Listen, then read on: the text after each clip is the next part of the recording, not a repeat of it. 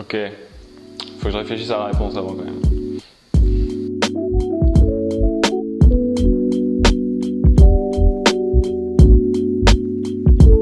Alors je m'appelle Marin, j'ai 30 ans, je suis passionné de montre depuis une petite dizaine d'années, voilà.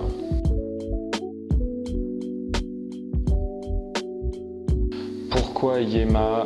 C'est une marque que j'ai toujours adorée, ça a été un peu ma porte d'entrée dans le monde de la montre. À l'époque, je cherchais une vintage un peu sympa et unique, qui soit pas trop chère. À l'époque, les vintage Yema, c'était le cas. Et puis je suis resté, j'ai rencontré des gens autour de la marque, et puis je suis assez fidèle à son univers, et voilà.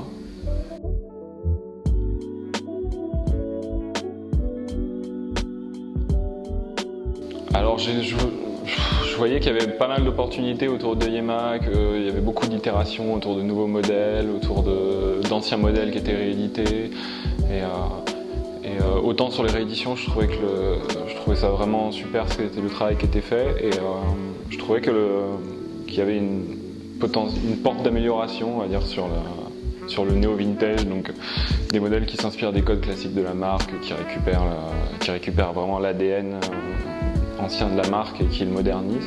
Et voilà, c'est ce que j'ai proposé avec mon modèle. J'ai essayé de faire une montre comme on aurait pu en trouver une entre les années 60 et 80 chez Yema, mais qui est nouvelle.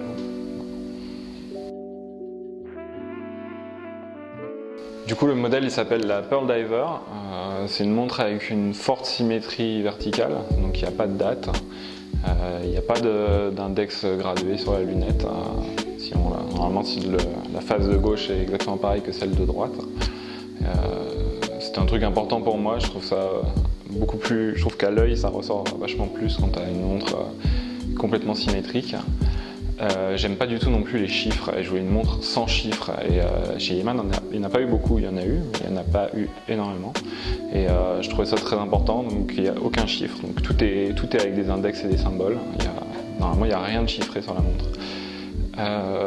Elle a aussi un plexi, parce que j'aimerais beaucoup le retour du plexi chez Yema, c'est un truc qui a disparu depuis la fin des années 80, et pourtant elle est solide, facile à changer, et puis ça représente vraiment une époque entière de la Tool Watch. Du coup, je l'ai appelé Pearl Diver en hommage aux plongeurs en apnée pour mettre des perles dans les huîtres.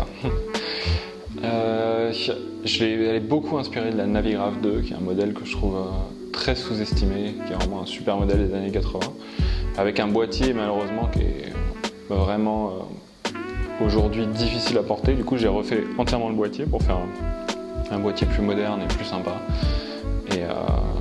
Et par contre, j'ai gardé l'idée de sa lunette, ses aiguilles et les marquages du cadran. Et je trouve que ça rend très bien sur une montre moderne. Voilà. Un dernier mot, moi ce serait un rêve d'enfant de voir ma montre réalisée, ce serait super, donc votez pour moi.